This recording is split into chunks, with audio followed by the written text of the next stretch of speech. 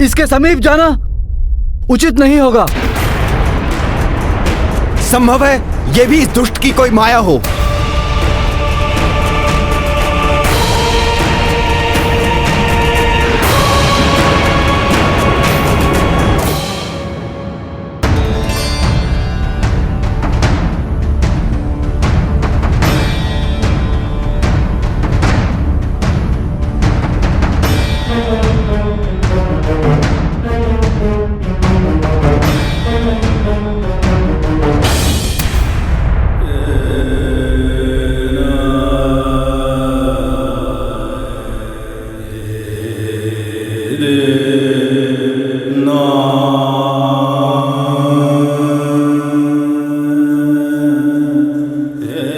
इसका शिथिल पड़ा शरीर, श्वास की मंद गति इसका संकेत है कि इसके प्राण अब छूटने ही वाले हैं। दशानन मरणासन है।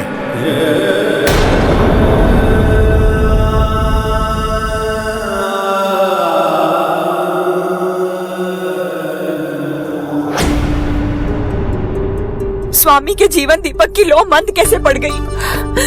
कैसे संभव है ये, जब उनका मृत्यु बाण यही सुरक्षित है?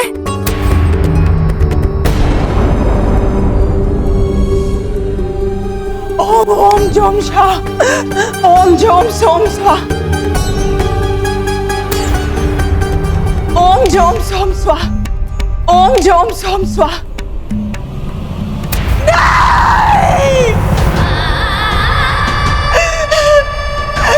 ये नहीं हो सकता, ये नहीं हो सकता।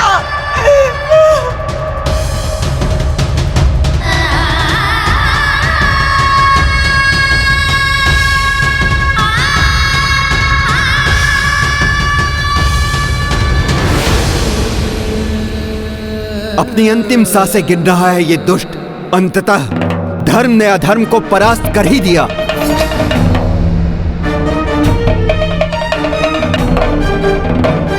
प्रभु श्री राम ने इस दुष्ट रावण के अधर्म युक्त कुशासन का सदैव सदैव के लिए अंत कर दिया।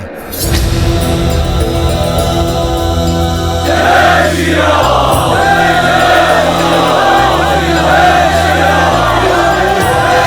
जय श्री राम, जय श्री राम, जय श्री राम।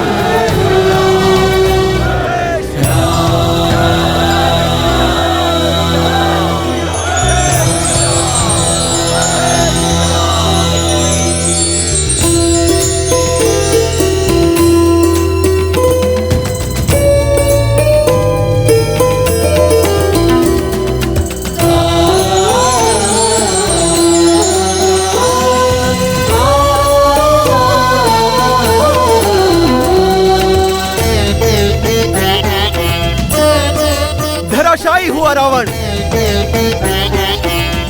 प्रभु श्री राम ने इस दुष्ट का अंत कर दिया।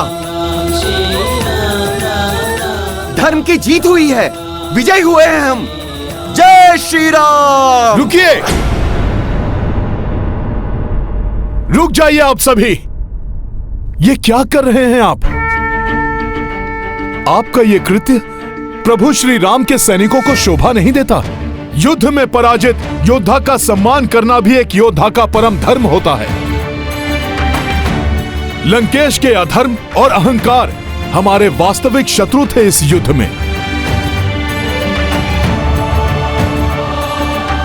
उनका नाश होने पर उनसे मुक्त शूरवीर योद्धा रावण के मरणासन शरीर का अपमान सर्वथा अनुचित है।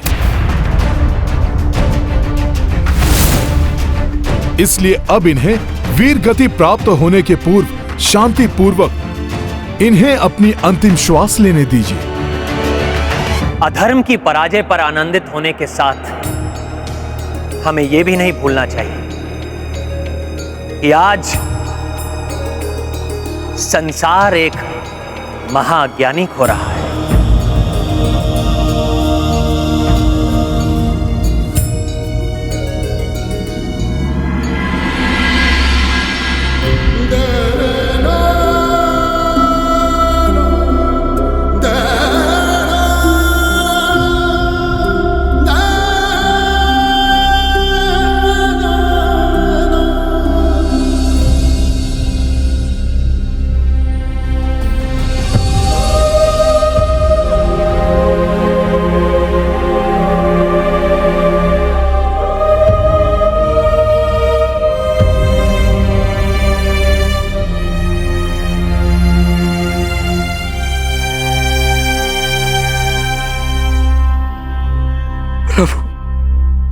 कुछ समय पूर्व मैं इनकी पराजय, इनकी मृत्यु की कामना के साथ युद्ध भूमि में इनके विपक्ष में खड़ा था, परंतु अब मुझसे इनकी ऐसी दुर्दशा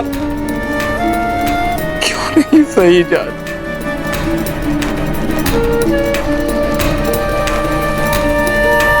विभीषण जी, जैसा अभी हनुमान ने भी समझाया था, जिसके विरुद्ध आप युद्ध कर रहे थे वो एक अहंकारी अधर्मी है,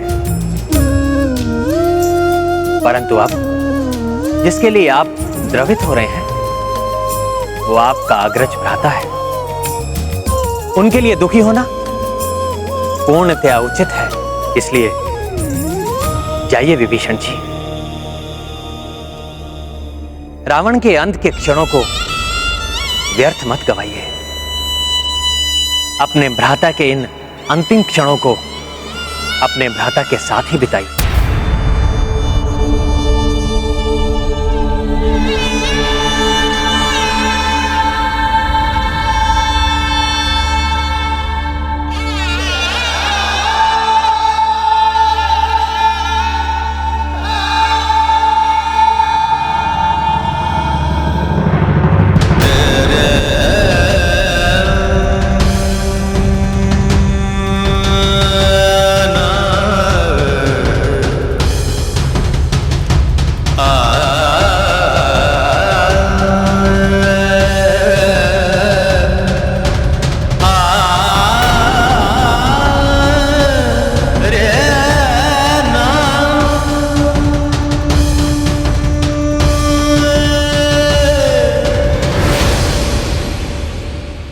हे भ्राता, कैसा दुर्भाग्य है मेरा, निस्तेज, कांतिहीन मेरी अवस्था में आपको कैसे देखूं?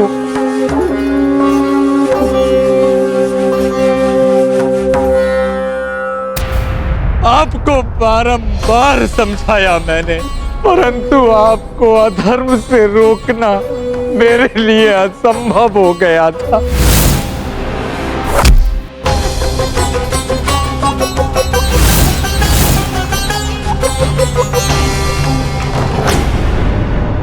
एक और विभीषण जी के लिए यह क्षण घोर दुख और अवसाद के क्षण हैं, क्योंकि वो आज अपने अग्रज को खो रहे हैं, परंतु वहीं दूसरी ओर ये अत्यंत शुभ और प्रसन्नता से परिपूर्ण पल भी है, क्योंकि अब शीघ्र ही प्रभु श्री राम से माता सीता का सुखद पुनर्मिलन होगा।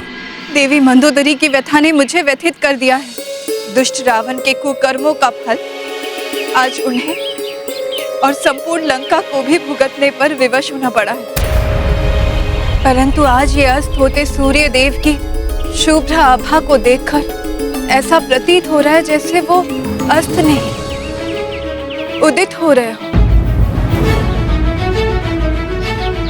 परंतु ये शुभ संकेत के बाद भी मेरे हृदय में आज के युद्ध को लेकर अनेकों आशंकाएं उत्पन्न हो रही हैं, क्योंकि मेरे स्वामी के पास से शुभ संवाद आने में इतना विलंब हो रहा है।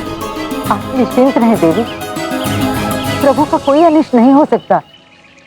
आपका कथन सत्य है त्रिजटा, परंतु आज मैं अनेकों आशंकाओं से ग्रस्त हूँ। कहीं ये शुभता लंकाधिपति के लिए तो नहीं, कहीं मेरे स्वामी किसी संकट में तो नहीं। माता सीता तो बड़ी अधीरता से इस शुभ समाचार की प्रतीक्षा कर रही होंगी। संभव है उन्हें ज्ञात भी न हो कि युद्ध का परिणाम क्या हुआ है। मुझे तुरंत जाकर उन्हें यह समाचार देना चाहिए। जय श्री राम।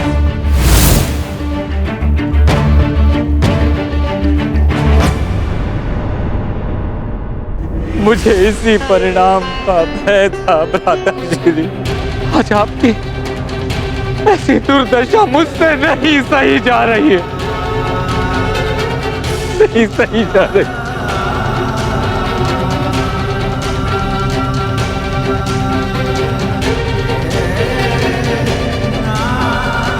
दिगंबद विजेता मेरे भ्राताश्री, इस समय पृथ्वी पर समर्थहीन निर्बल असहाय पड़े हैं। जिस अधर्म ने मुझे आपसे दूर किया, अब तो उसका परित्याग कर प्रभु श्री राम को अपने हृदय में धारण कीजिए। वो आपके सभी पापों को क्षमा कर आपको मोक्ष दान देंगे।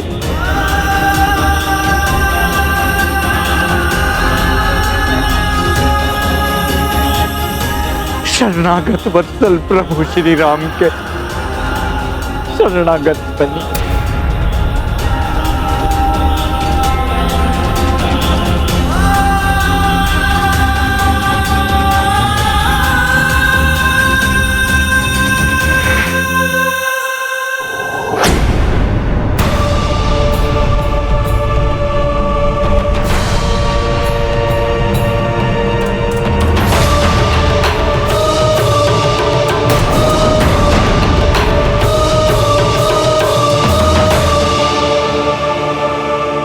आप धर्म से मुख मोड़ रहे, ऐसा मत करिए भ्राताश्री।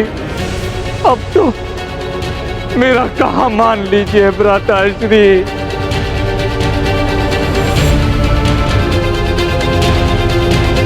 अनेकों मायावी और वरदानी शक्तियों का स्वामी अहंकारी हठी रावण विजय प्राप्ति के लिए कुछ भी कर सकता है। इसलिए आज के युद्ध को लेकर मैं चिंतित हूँ। देवी, आपकी चिंता व्यर्थ है। इतने शुभ संकेतों के बाद भी आप शंकित क्यों हो रही हैं? नहीं त्रिजटा, कभी कभी ये शुभ संकेत भी भ्रामक हो जाते हैं। देवी मंदोदरी का यहाँ से व्यग्र होकर जाने से मुझे आभास हुआ है कि यहाँ लंका में आज एक नवीन प्रारंभ होने वाला है। आज यहाँ एक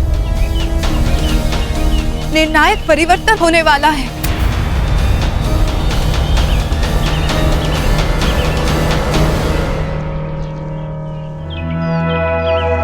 आप सर्वथा उचित कह रही हैं माता।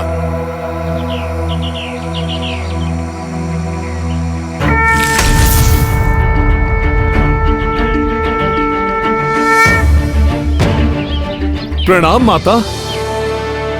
यहाँ आने वाला परिवर्तन अशुभ नहीं अपितु अत्यंत शुभ है।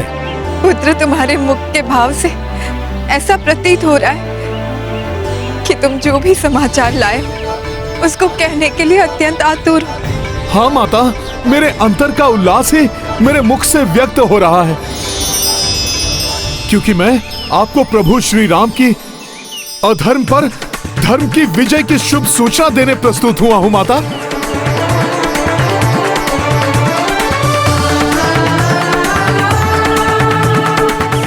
माता, अंततः प्रभु ने रावण को परास्त कर दिया और अब रक्षराज दशानन मरणासन अवस्था में है। माता, फिर आप रो क्यों रही हैं?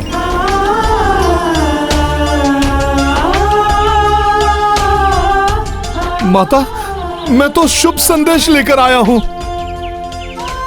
परंतु वो सुनकर आपके नेत्रों से यह अश्रुधारा क्यों बहने लगी? जय श्री राम।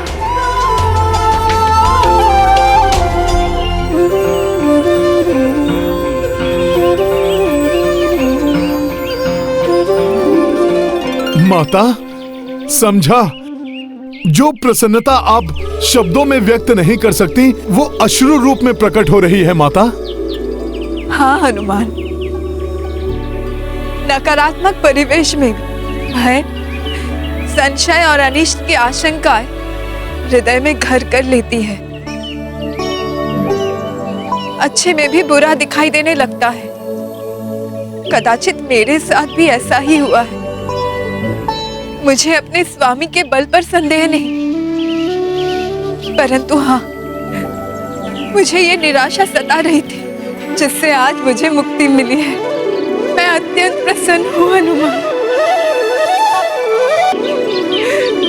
मैं अत्यंत प्रसन्न हूँ हनुमान। परंतु मेरे स्वामी की विजय का श्रेय तो तुम्हें ही जाता है। तुम्हारे बिना ये संभव नहीं था हनुमान।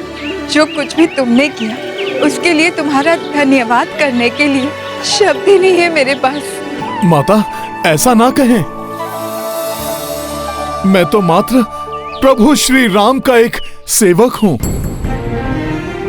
माता, मैंने जो भी किया वो तो उन्हीं के नाम की महिमा का परिणाम है। और माता, प्रभु ने तो अंतिम युद्ध एकाकी ही लड़ा था, जिससे आपको कष्ट देने का दंड उस दुष्ट को वे स्वयं दे सकें। माता, यहां आपने अनेक यातनाएं भोगी हैं। माता, अब दुख के मेघ सदा के लिए छट जाएंगे। माता, अब शीघ्र ही वो शुभ घड़ी आएगी जब प्रभु और आपका सुखद मिलन होगा। माता, मुझे विश्वास है प्रभु श्री राम आपको शीघ्र ही अपने समीप बुलाने का प्रबंध करेंगे।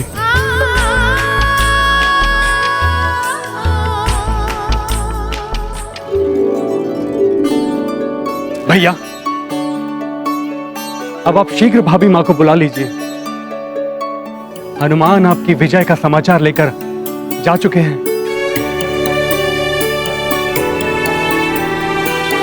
मेरे प्रिय अनुज लक्ष्मण, हमारा जन्म राजवंश में हुआ, परंतु हमारे जीवन का अधिकतम समय वन में ही बीता है। बाल्यकाल में गुरु विश्वामित्र के सानिध्य में और उसके पश्चात 14 वर्ष के वनवास में इस समय हमने ऋषि मुनियों की बहुत सेवा की, धर्म के मर्म को सीखा, जाना, परंतु राजनीति का ज्ञान सीखने का कभी कोई अवसर ही नहीं मिला हमें।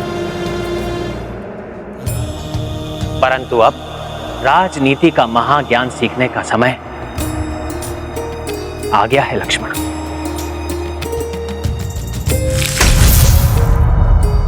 और लक्ष्मण, राजनीति के परम ज्ञाता दशानन रावण से उत्तम गुरु और कौन हो सकता है।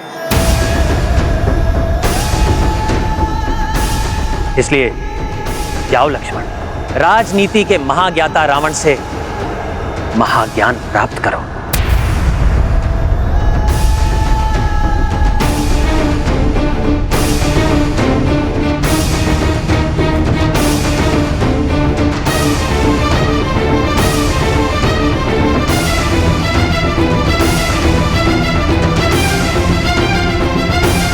जाओ लक्ष्मण, राजनीति के महाज्ञाता रावण से महाज्ञान प्राप्त करो।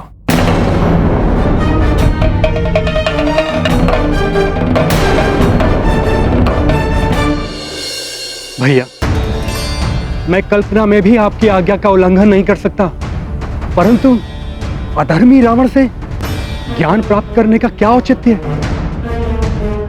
मैं समझ नहीं पा रहा हूं भैया। लक्ष्मण भैया, रावण युद्ध भूमि में अपनी अंतिम श्वास गिन रहे हैं।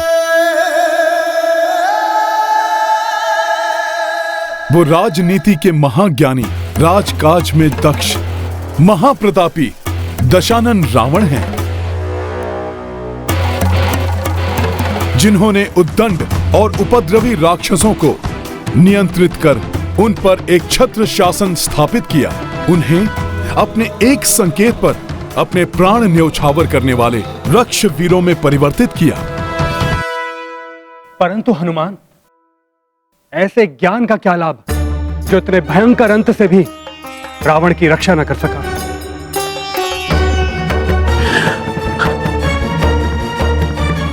राजधर्म से भटकने के कारण ही उनकी ये अवस्था हुई, जिसका बोध उन्हें स्वयं भी होगा। ऐसी भीषण परिणति से बचाव के लिए राजा को किन प्रवृत्तियों और किस प्रकार के आचरण से अपना बचाव करना चाहिए, इसकी सीख देने के लिए रावण से अधिक उपयुक्त और कौन हो सकता है भला?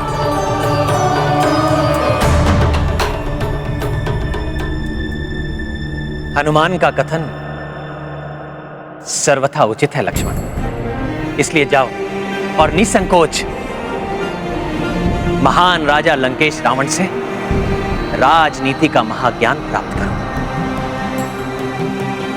जिसे उनसे अधिक कोई नहीं समझता, कोई नहीं जानता। प्रणाम भैया।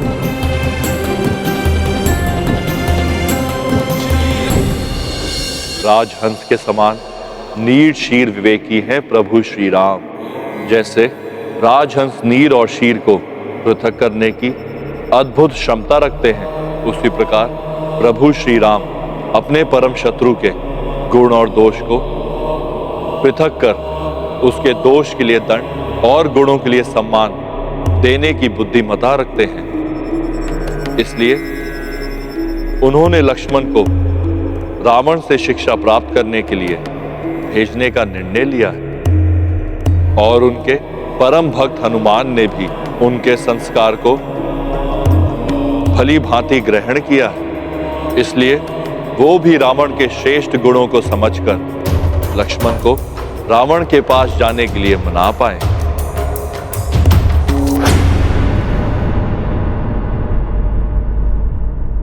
रावण, मुझे भैया ने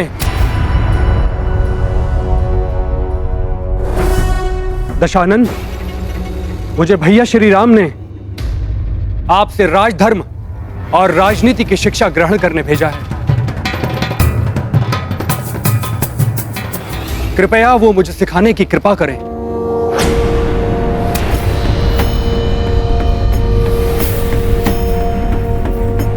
मैं पुनः आग्रह करता हूं, मुझे अपने अग्रज के आदेश को पूर्ण करने दें।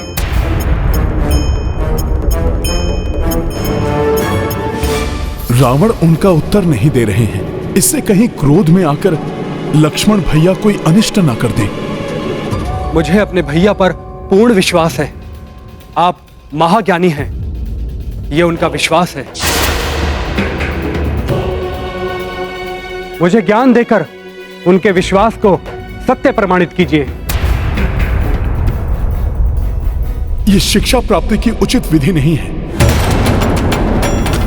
संभव है भैया लक्ष्मण स्वयं समझ जाएं। मरणासन अवस्था में भी इसका अहंकार नहीं छूटा। मैं यहाँ खड़े रहकर इससे वो ज्ञान प्राप्त करने की अपेक्षा कर रहा हूँ जो संभवतः इसे स्वयं ज्ञात नहीं।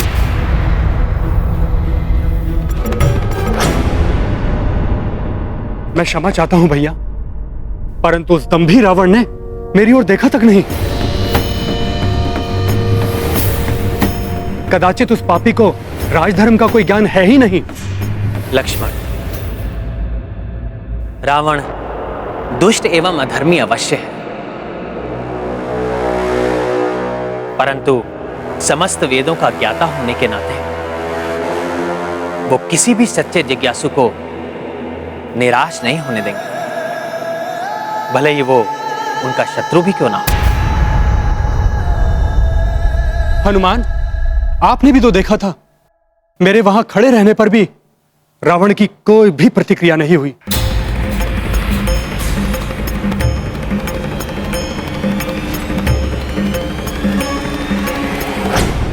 लक्ष्मण भैया, आपने वहां जाकर 2 बार अनुरोध अवश्य किया, परंतु शिक्षार्थी की विनम्रता धारण किए बिना तो रावण आपको शिक्षा क्यों देते? लक्ष्मण भैया, जिनसे ज्ञान प्राप्त करना हो उनके शीश की ओर नहीं, अपितु उनके चरणों में जाकर विनय पूर्वक निवेदन करना अनिवार्य होता है। सत्य कहा हनुमान ने लक्ष्मण। तुम रावण के समीप उसी भाव से जाओ जिस भाव से तुम गुरु वशिष्ठ जी के पास जाते। गुरु से कुपित होकर, उसको हीन समझकर कोई कैसे ज्ञान प्राप्त करने की अपेक्षा कर सकता है? मैं अपनी भूल के लिए क्षमा चाहता हूं भैया।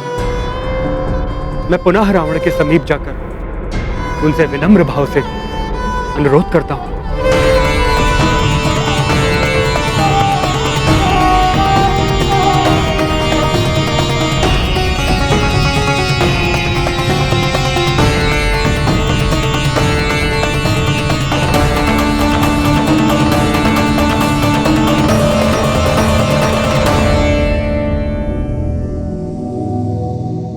हे महाज्ञानी महापंडित रावण, मैं आपसे सविनय निवेदन करता हूं,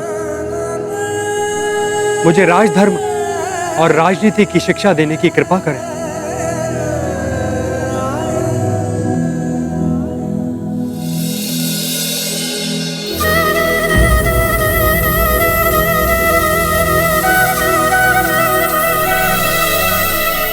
कितने शीघ्र राम और हनुमान लक्ष्मण को कुपथ से सुपथ पर ले आए।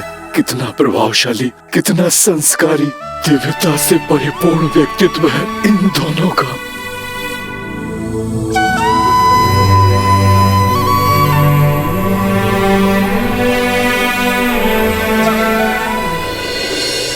रामचंद्र नारायण रूपी बजरंगी शिव शंभु तरस्वी, रावण देखी देखी हर साए, सबहु देव गण शीश नवाए।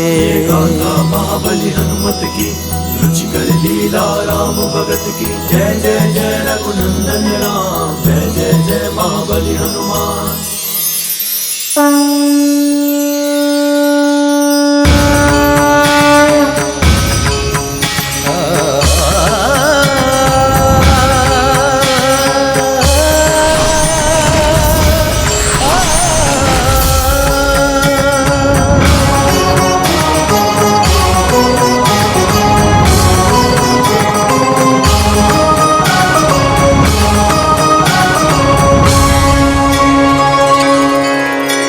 हे दशानन, क्या आप मुझे शिष्य रूप में स्वीकार करने की कृपा करेंगे?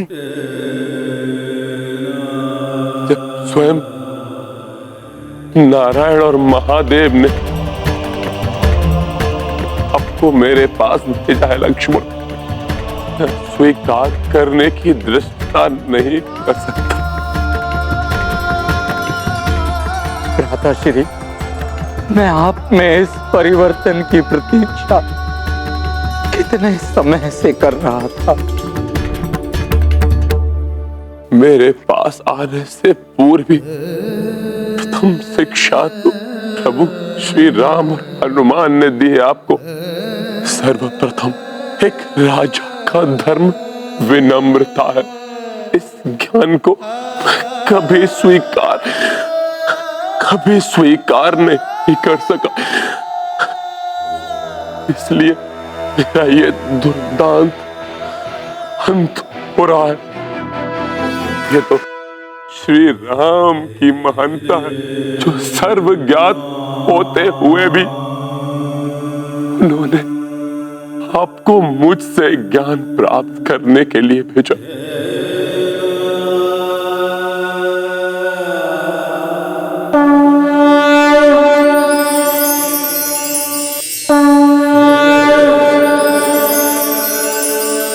इसलिए आपको समस्त ज्ञान प्रभु श्री राम ही देंगे, जिन्होंने मुझ जैसे शत्रु को भी सम्मान देकर अंत समय में मुझे कृतार्थ किया।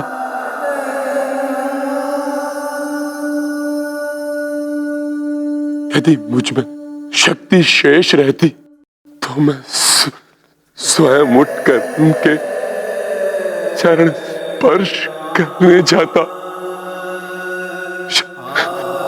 क्षमा याचना करता मैं उनसे, परंतु मेरे पापों ने मुझे इसमें भी असमर्थ कर दिया।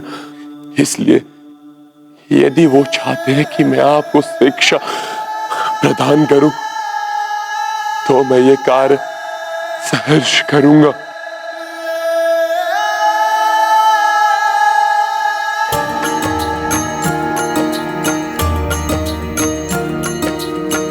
महापंडित दशानन अति ज्ञानी, राम सदा से तथ्य ये जानी। रावण लखन को ज्ञान उचारी, स्मित कपीश्व अवध बिहारी। राम सिया राम जय हनुमान।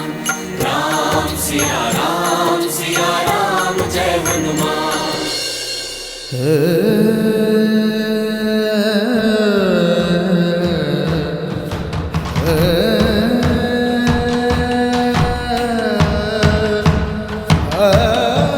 मैं आपको इतना ही ज्ञान दे सकता था लक्ष्मण।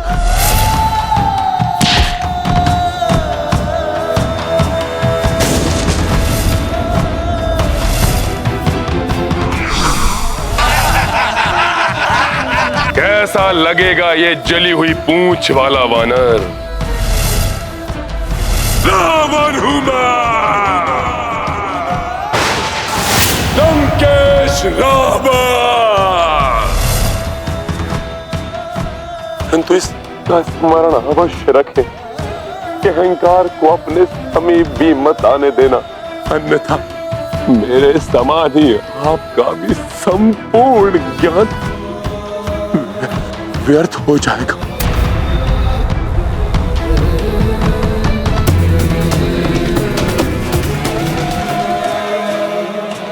महाज्ञानी महापंडित होने के बाद भी मैं ये भेद नहीं जान पाया कि श्री राम ही परम ब्रह्म ईश्वर है। इस जन्म में जिसकी चरण रज के प्राप्त करने के सौभाग्य से भी वंचित हो गया हूं मैं।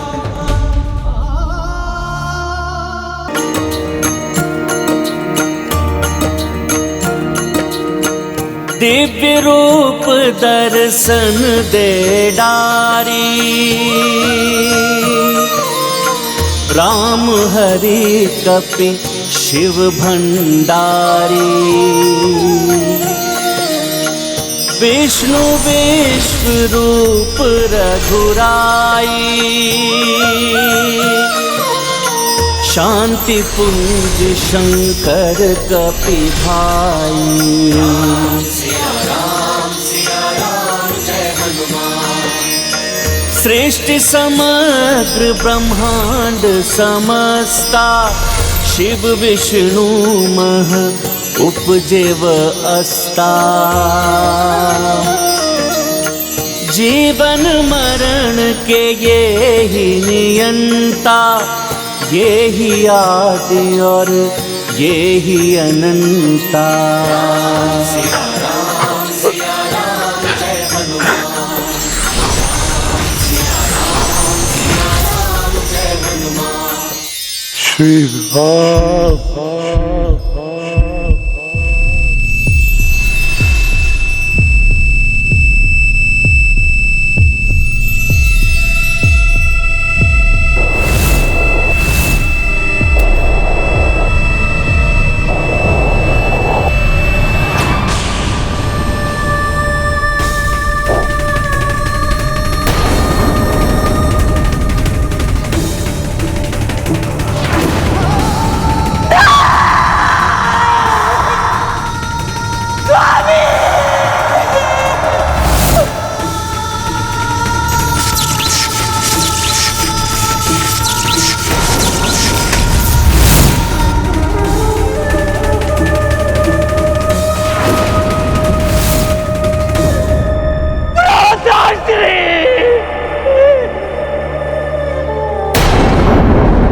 भगवान शिव के लिए रावण की अतुलित भक्ति का ही परिणाम है कि प्रभु श्री राम के हाथों मृत्यु पाकर उसे मोक्ष प्राप्ति का सौभाग्य मिला। नारायण समय रहते रावण प्रभु श्री राम की वास्तविकता समझ जाता तो ये स्थिति उत्पन्न ही नहीं होती। ईश्वर कभी भी किसी के प्राण लेकर प्रसन्न नहीं होते हैं, परंतु पापियों के दुष्कर्म ही उन्हें ऐसा करने पर विवश कर देते हैं। प्रभु श्री राम द्वारा रावण वध की कथा अनंत काल तक इतिहास के पृष्ठों में अंकित रहेगी। ये अविस्मरणीय कथा भावी पीढ़ियों के लिए एक प्रेरणा स्रोत भी बनेगी। आज विजयदशमी का दिवस भविष्य में सभी मनुष्य को अपने भीतर रावण के वध के लिए प्रेरित करेगा। वास्तव में सभी के भीतर इंद्रिय रूपी 10 शीश रूपी रावण होता है। 5 वश, 5 शीश, पंचम ज्ञान इंद्रियों के प्रतीक हैं। छछोर, नासिका, जीवा, श्रोत और त्वाप जो मनुष्य द्वारा परिवेश से सीखे ज्ञान को परिलक्षित करती है। अन्य 5 शीश कर्म इंद्रियों के प्रतीक हैं। पनी, वाद, पद, उपास्था एवं वायु और जब ये 10 इंद्रियां मनुष्य को अपने वश में कर लेती हैं तो 10 शीश वाले रावण बन जाती है, जो मन रूपी सीता का हरण कर उसे अपने वश में कर लेती है। ऐसी अवस्था में इन 10 इंद्रियों के दमन के पश्चात ही मन रूपी सीता का मिलन आत्मा रूपी राम से होता है। अर्थात प्रभु श्री राम की इस लीला में ही सर्व जगत के जीवन का सार छिपा है। परंतु फिर भी अधिकतम मनुष्य इसे समझने में अक्षम रहते हैं।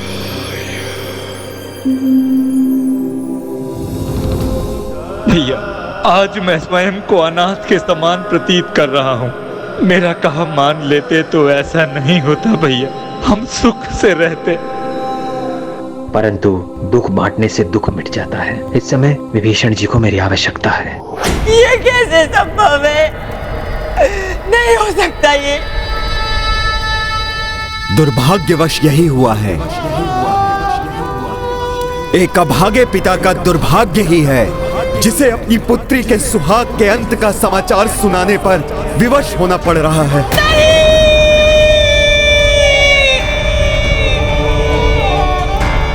परंतु दशानन के साथ अन्याय हुआ है पुत्री। राम ने उसकी नाभि पर बाण मारकर उसका वध किया है, जो युद्ध नियमों के विरुद्ध है पुत्री। उस वनवासी ने प्रत्येक बार कुटिलता का सहारा दिया पुत्री। सर्वप्रथम मेघनाथ की तपस्या भंग करने के लिए लक्ष्मण को भेजा। उसके पश्चात लंकेश रावण की महादेव की पूजा साधना में भी उस वानर ने अड़चन डाली ताकि मेघनाथ का वध हो सके। मेघनाथ वध के पश्चात उस वनवासी ने लंकेश रावण की माता तारा को जागृत करने वाली पूजा भी कुटिलता से भंग कर दी पुत्री। सब कुछ नष्ट भ्रष्ट कर डाला उन्होंने और इसके पश्चात अंततः छल से लंकेश रावण और तुम्हारे सुहाग का अंत कर दिया पुत्री। अंत कर दिया उस दुष्ट वनवासी और उसके भ्राता और उस वानर ने मिलकर।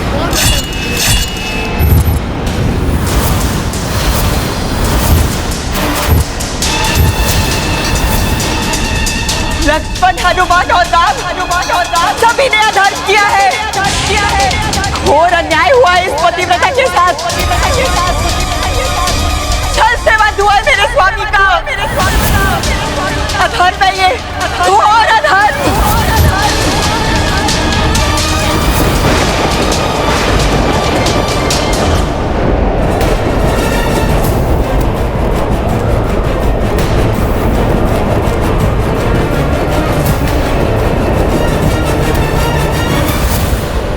किंतु मैं इसका प्रतिशोध लूंगी। मैं अपने पतिव्रत शक्ति के श्राप से राम को उनकी सेना सहित भस्म कर दूंगी।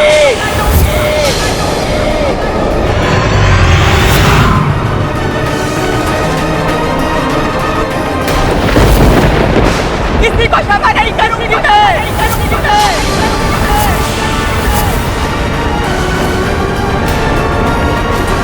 मैं अपने पतिव्रत शक्ति के श्राप से राम को उनकी सेना सहित भस्म कर दूंगी। यदि देवी मंदोदरी का कोप शांत नहीं हुआ तो संभव है कि वो अपना वचन सत्य कर डालेगी।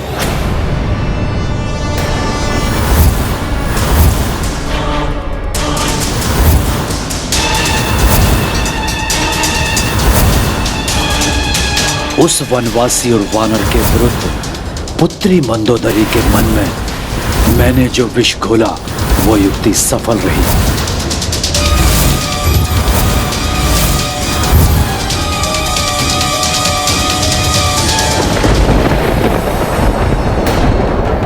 इतना भीषण बवंडर अकस्मात कहां से उत्पन्न हो गया?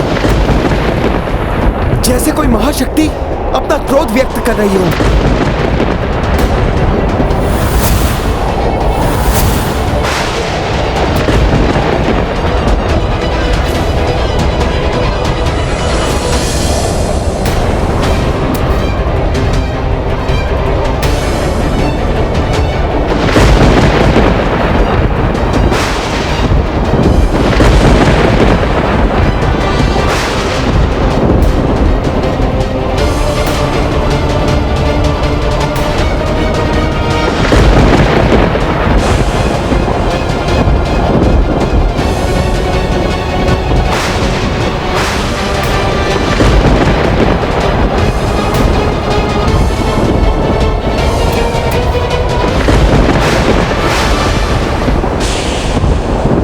महारानी मंदोदरी यहाँ?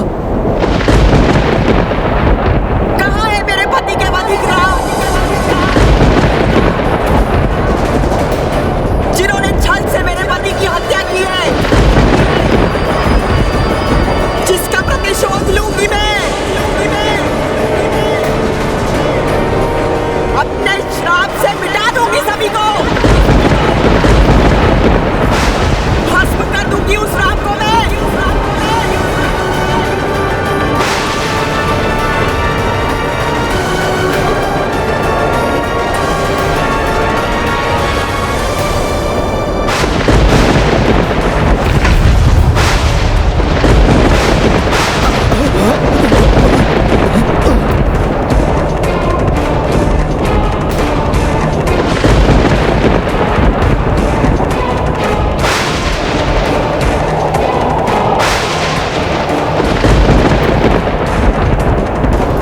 मेरी पुत्री रावण के वध का प्रतिशोध अवश्य लेगी।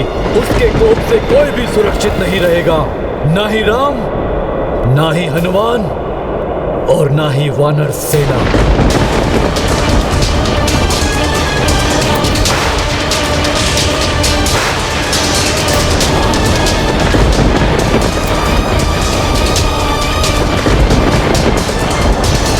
हनुमान, महारानी मंदोदरी के कोप को शांत करना अत्यंत आवश्यक है, अन्यथा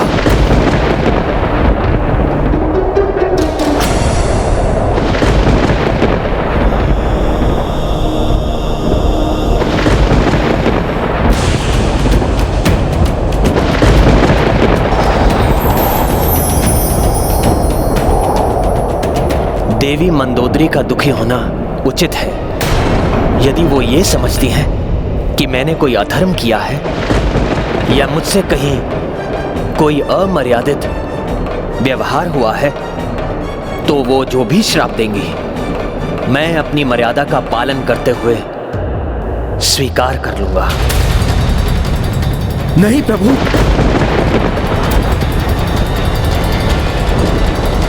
यदि प्रभु ऐसा करेंगे तो नहीं, नहीं, ऐसा नहीं होना चाहिए।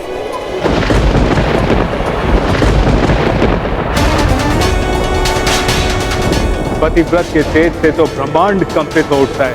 त्रिदेव विवश हो जाते हैं कि श्री राम कैसे उस तेज के समक्ष ठहर पाएंगे। प्रभु तो कठोरतम शाप भी स्वीकार कर लेंगे, किंतु धर्म की रक्षा करने के लिए प्रभु को दंड यह अनुचित है। प्रभु का कोई अनिष्ट हो उसके पूर्व ही मुझे महारानी मंदोदरी के कोप को शांत करने के लिए कुछ करना होगा। हाँ, कुछ करना होगा मुझे। प्रभु श्री राम के बाण से कभी भी कोई अधर्मी नहीं बच सकता और न ही किसी निर्दोष पर प्रभु का बाण प्रहार करता है। ऐसे मर्यादा पुरुषोत्तम है श्री राम।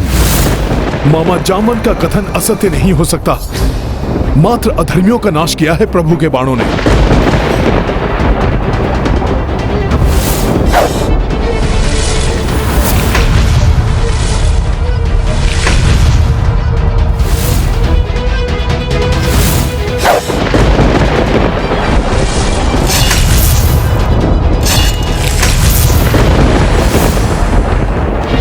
प्रभु के बाण कभी किसी निर्दोष का अहित नहीं करते।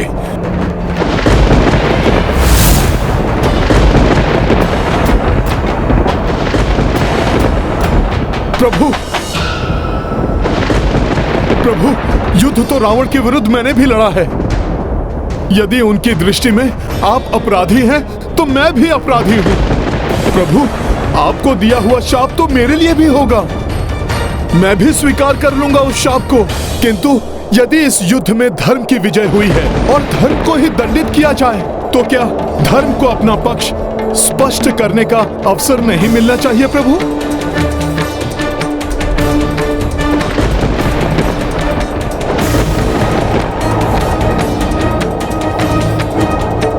कथन तो तुम्हारा उचित है हनुमान। तो मुझे उनके समक्ष अपना पक्ष रखने की अनुमति दीजिए। और यदि फिर भी वो हमारे कृत्य को अधर्म मानती हैं, तो मैं स्वयं उनसे कह दूंगा कि आप अपने शाप से भस्म कर दीजिए हम दोनों को। तुम ऐसा कर सकते हो हनुमान। किंतु प्रभु, इसके लिए मुझे आपके एक बाण की आवश्यकता है।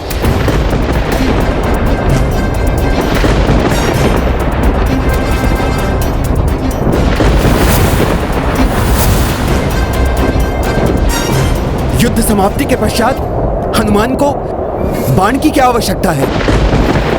उचित है हनुमान, मैं तुम्हें बाण प्रदान करता हूं।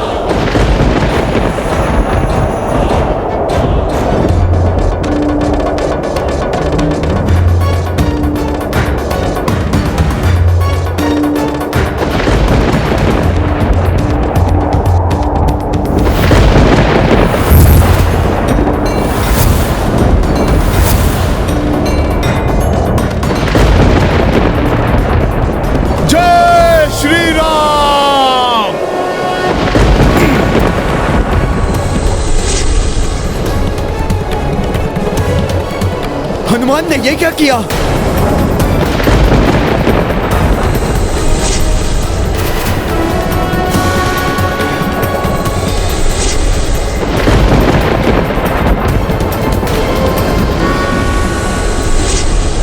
ये बाण तो महारानी मंदोदरी को आहत कर देगा।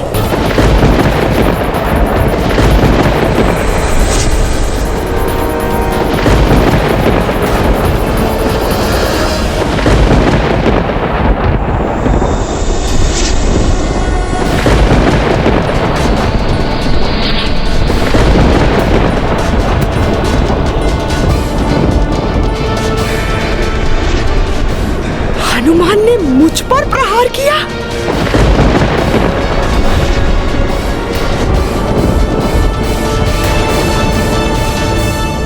आश्चर्य है, हनुमान महारानी मंदोदरी पर ही वार कर बैठे। इस प्रकार तो महारानी मंदोदरी का कोप और भी अधिक बढ़ जाएगा। आशा है हनुमान स्वयं के लिए और अधिक संकट उत्पन्न नहीं करेंगे।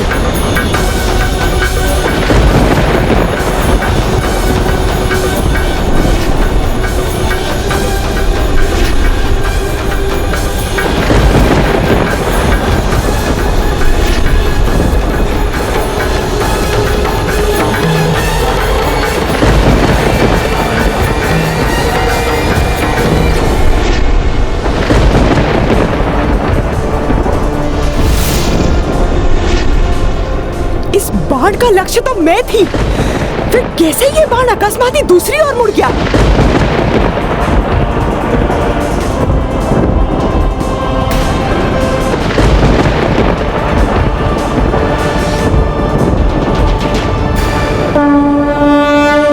रावण वध से कुपित खड़ी थी शाप की हठ पतिव्रताड़ी थी, सिद्ध की कपि मंदोदरी आगे, मर्यादा श्री राम न लांघे।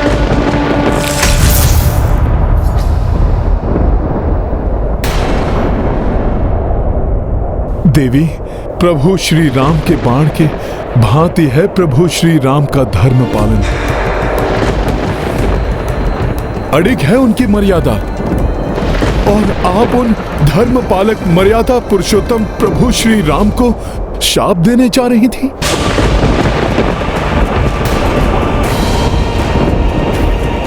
देवी, आप स्वयं देखिए, जिन प्रभु का बाण भी किसी निर्दोष पर वार करने से पूर्व ही दिशा बदल लेता है, यहां तक कि धरती पर उगी हुई घास को भी हानि नहीं पहुंचाता, तो ऐसे धर्म पालक प्रभु श्री राम कैसे कोई अधर्म कर सकते हैं? ढोंग है ये धर्म पालन का।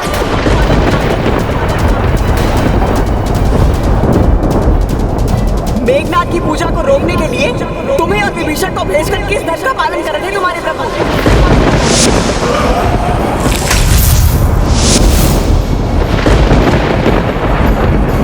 लंकेश का मृत्यु बाण चुराने के लिए तुम्हें भेजा, क्या अधर्म नहीं था? लंकेश की नाभि पर वार करना धर्म संगत था क्या?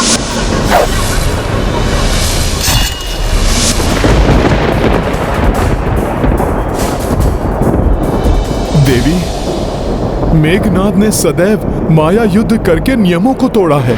पूजा के द्वारा वो और मायावी शक्तियां अर्जित करना चाहता था, इसीलिए उसे रोकना आवश्यक था देवी। और मृत्यु बाण को तो लंकेश ने अधर्म पूर्वक यमराज से छीना था, उसे नियत स्थान से विस्थापित करके सृष्टि का नियम भंग किया था। अतः उस बाण को उसके उचित स्थान पर पहुंचाना आवश्यक था।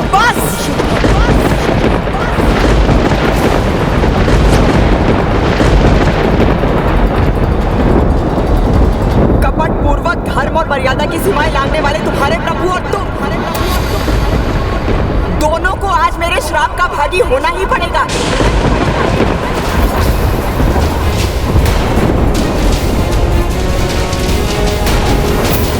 देवी, आपने सत्य कहा। कदाचित प्रभु ही अधर्मी हैं, अमर्यादित हैं। प्रभु स्वयंवर में विजयी होने के पश्चात भी उन्होंने विवाह करने से मना कर दिया था, क्योंकि उन्होंने पिता से आज्ञा नहीं ली थी। पिता के दिए वचन को पूर्ण करने के लिए राजपाट का त्याग, ये अधर्म था देवी। रजत पात्रों और राजसी भोग के स्थान पर मिट्टी के पात्रों एवं कंदमूल फल को अपनाया। माता के कहने पर सुख वैभव को छोड़कर वनवास स्वीकार करने वाला अधार्मिक ही होगा। अनुज भरत को अपनी पादुकाएं सौंपकर वर्षों वन के कंटकों पर नंगे पांव चले। चाहते तो लंकेश को परास्त करने वाले दानवी वृत्ति के बाली से सहायता प्राप्त कर सकते थे, किंतु उन्होंने महाराज सुग्रीव से सहायता ली। मित्र धर्म निभाते हुए उनकी पत्नी एवं राजपाट उन्हें वापस दिलवाया। देवी, मेरे प्रभु है ना अधर्मी? अपने शत्रु के भ्राता विभीषण पर बिना कोई संदेह किए उन्हें शरण प्रदान की। यही नहीं, लंका पर चढ़ाई करने से पूर्व भी उन्होंने विभीषण जी का राज्य अभिषेक करके उन्हें लंका सौंपने का वचन दे दिया।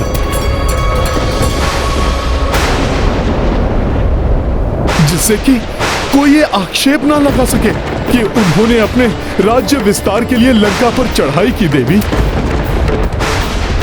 बार बार अधर्म किए हैं प्रभु ने, है ना देवी?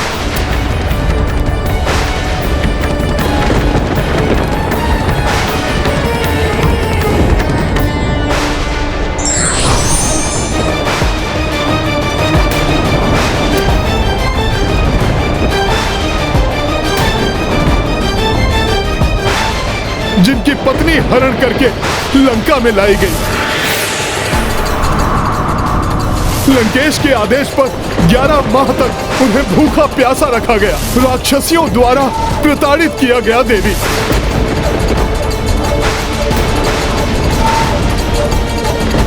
सब कुछ जानते हुए भी प्रभु ने लंकेश को बार बार संभलने के अवसर दिए। पहले मुझे भेजा, फिर अंगद को, यहाँ तक कि अंतिम युद्ध से पूर्व भी प्रभु ने लंकेश को संदेश भिजवाया कि माता सीता को ससम्मान लौटा दें, जिससे कि युद्ध की विभीषिका से लंका अनाथ न हो जाए। क्या ये भी अधर्म था देवी? अपनी पत्नी को रक्षराज के चंगुल से मुक्त कराने के लिए प्रभु लंका आए। देवी बताइए, क्या अधर्म किया प्रभु ने?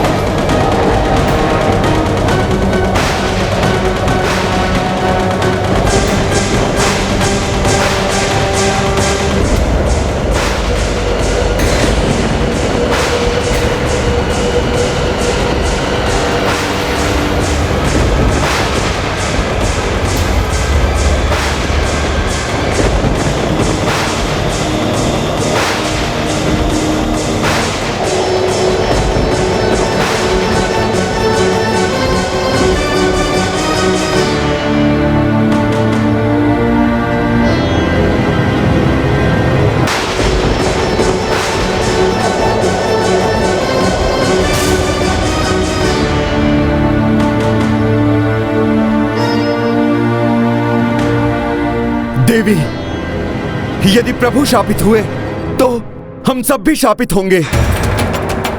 हाँ, हम सब भी प्रस्तुत हैं। हमें भी श्राप दीजिए। हाँ, हम सब भी प्रस्तुत हैं। हाँ, हमें भी श्राप दीजिए। हाँ, हमें भी श्राप दीजिए। हमें भी श्राप दीजिए।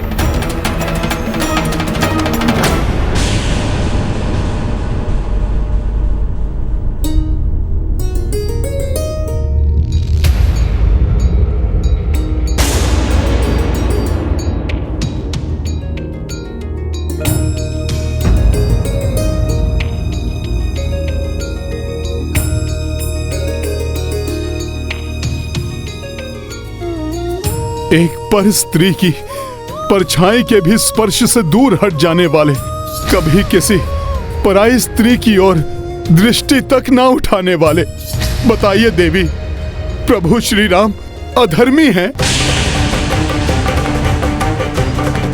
अमर्यादित हैं, है ना देवी?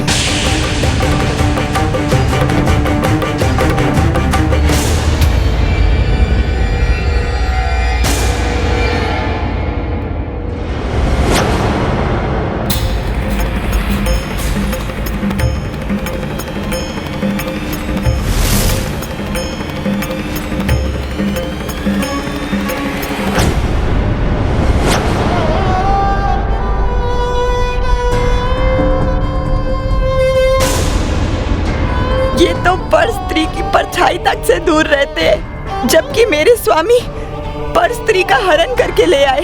मेरे पतिव्रत धर्म का भी कोई मूल्य नहीं रहा उनकी दृष्टि में।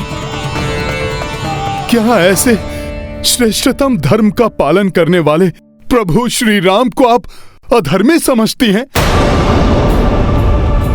जो उन्हें आप शाप देना चाहती हैं?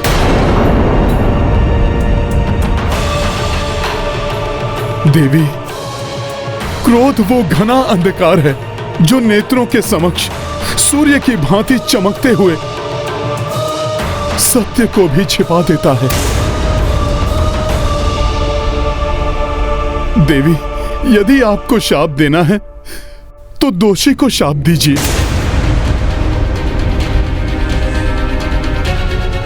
निर्दोष को शाप देना अधर्म है।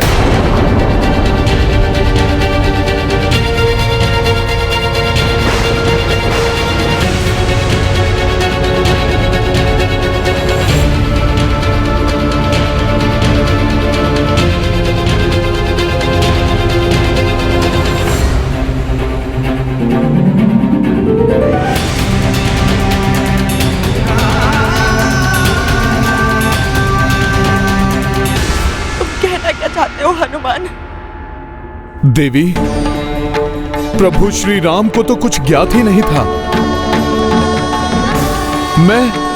मैं स्वयं गया था मृत्यु बाण लेने।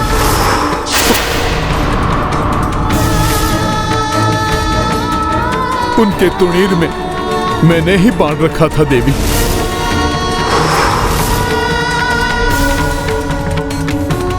उन्होंने उस बाण को लंकेश के वक्ष पर चलाया था, किंतु उस बाण की दिशा परिवर्तित हुई मेरे वेग से।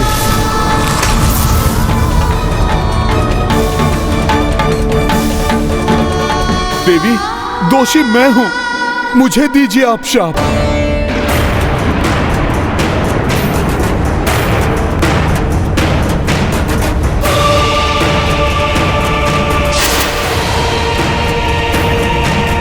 व्यक्ति को भावेश और आक्रोश में आकर कोई कदम नहीं उठाना चाहिए, अन्यथा भूल होने की संभावना रहती है।